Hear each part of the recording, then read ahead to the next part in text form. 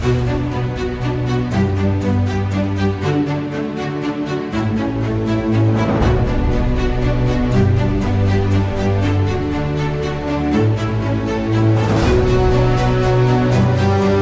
With Jesus என்ற இந்த காலை நேர தியானத்திற்கு வாலிப பிள்ளைகளாகிய உங்கள் ஒவ்வொருவரையும் அன்போடு வாழ்த்தி வரவேற்கிறேன்.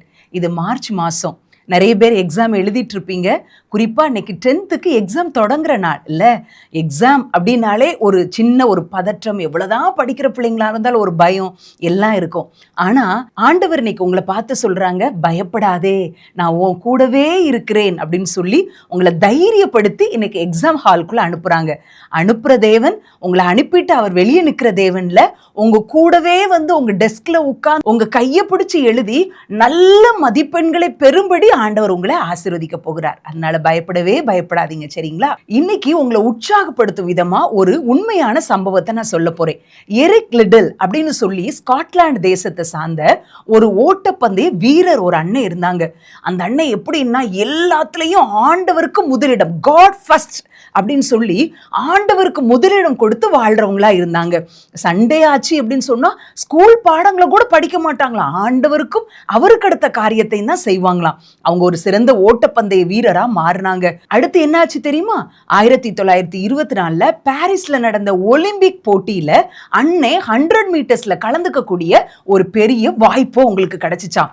அப்பா, ஒலிம்பிக் போட்டின்னா எவ்வளோ ஆச்சரியமா வாயை திறந்து உலகமே அதை பார்க்கும் இல்ல?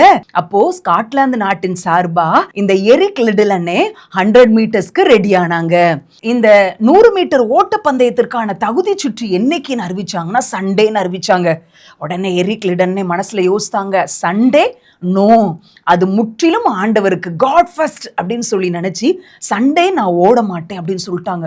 முழு ஸ்காட்லாந்து தேசமே எரிக் மேல அவ்வளோ கோபமாயிட்டு, உனக்கு தேசம் முக்கியமா, உனக்கு கடவுள் பக்தியா, எல்லா தேசமே உன்னை நம்பிக்கொண்டிருக்குது, ஒலிம்பிக்ல நீ ஓடுறன்னு சொல்லி இப்படி நீ பேசிட்டியன்னு சொல்லி பயங்கர விமர்சனம் எரிக் லிட்டில் அண்ணனுக்கு.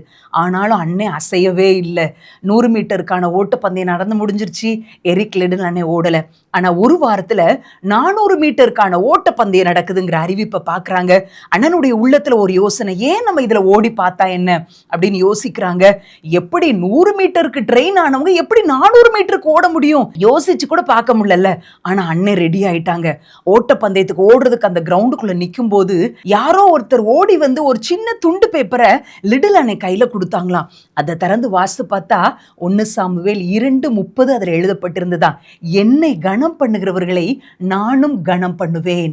ரொம்ப உற்சாகமாயிட்டாங்க. விசில் அடிச்சுது, ஓட ஆரம்பிச்சாங்க. அன்பான தங்கச்சி, என்ன நடந்தது தெரியுமா? ரிசல்ட் என்ன தெரியுமா? 400 மீட்டர் ஓட்ட பந்தயத்துல எரிக் லிட்டில் அண்ணே ஒலிம்பிக் போட்டியில கோல்டு மெடலை வென்றாங்க.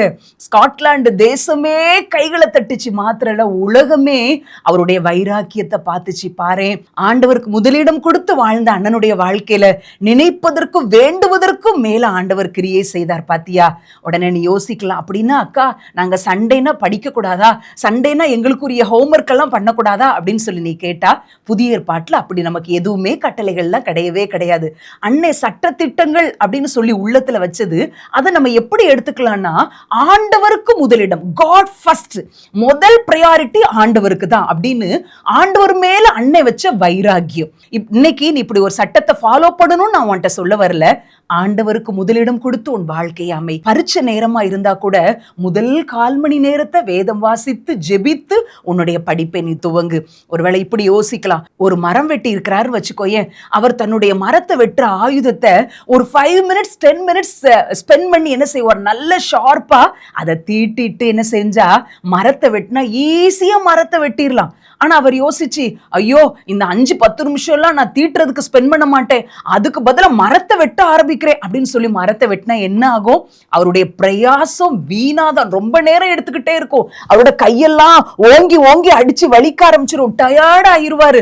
அந்த பிரயாசத்துக்கான பலன் சீக்கிரத்துல கிடைச்சிச்சாரு பார்த்தா இருக்கவே இருக்காது.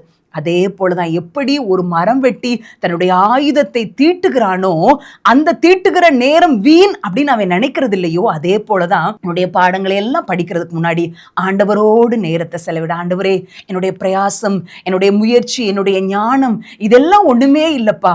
அன்னைக்கு எக்ஸாம் எழுதுற அன்னைக்கு நீங்க எனக்கு பலன் தந்தாதான், சுகம் தந்தாதான், எனக்கு மெமரி பவரை தந்தாதான் நான் எல்லாத்தையும் நேர்த்தியா செய்ய முடியும்.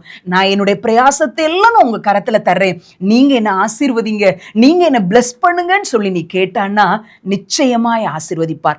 அந்த ஃபர்ஸ்ட் காமன் நேரத்தை நீ ஆண்டவருக்கு என்று முதலிடம் கொடுத்து நீ படித்துப்பார். உன் வாழ்க்கையின் எல்லையெங்கிலும் தேவன் ஆசீர்வாதத்தை கட்டளையிடுவார். குதிரை யுத்த நாளுக்கு ஆயத்தமாக்கப்படும், ஜெயமோ கர்த்தரால் வரும். ஜெயத்தை கொடுக்கிறது கர்த்தர் மாத்திரம்தான். ஆயத்தமாகிறது உன்னுடைய பொறுப்பு, ஜெயத்தை கொடுக்கிறது ஆண்டவருடைய பொறுப்பு.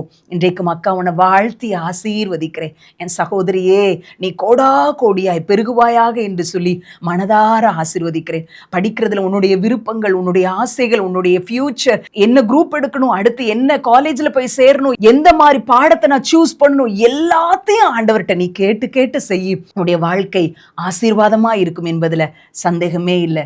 ஜெயமோ கர்த்தரால் வரும். ஆகவே பயப்படாத. கண்களை மூடி ஒரு நிமிடம் ஜெபம் பண்ணிடலாமா? அன்பின் பிதாவே, இந்த காலை வேளையிலே உம்முடைய கரத்துல நாங்க வருகிறோம். நீர் ஜெயம் கொடுக்கும் தேவன் ஐயா. எங்களுடைய கண்மணி பிள்ளைகள் யாரெல்லாம் ஆண்டவரே எக்ஸாம் எழுதுறக்கு ஆயத்தமாறாங்களோ அவங்களோடு உம்முடைய கரம் கூட இருக்கட்டும்னு சொல்லி ஜெபிக்கிறோம். எரிக் லெடிலுடைய வாழ்க்கையில உமக்கு முதலிடம் கொடுத்து வாழ்ந்தவருடைய வாழ்க்கையில நீர் அற்புதத்தை செய்தது போல கிரகிக்க முடியாத அற்புதத்தை உடைய பிள்ளைகளுடைய வாழ்க்கையில நீங்க செய்யுங்க. இந்த வார்த்தையை ஒருவேளை பெற்றோர் கேட்டுக்கொண்டிருக்கலாம், தங்களுடைய பிள்ளைகளுக்காக ஜெபிப்பாங்கன்னு சொன்னா பிள்ளைகளுடைய வாழ்க்கையில கர்த்தர் அற்புதத்தை செய்து மகிழ பண்ணுங்க. துதி கன மகிமையெல்லாம் உமக்கு செலுத்துகிறேன். இயேசுவின் மூலம் ஜெபிக்கிறேன் நல்ல பிதாவே. ஆமென். ஆமென்.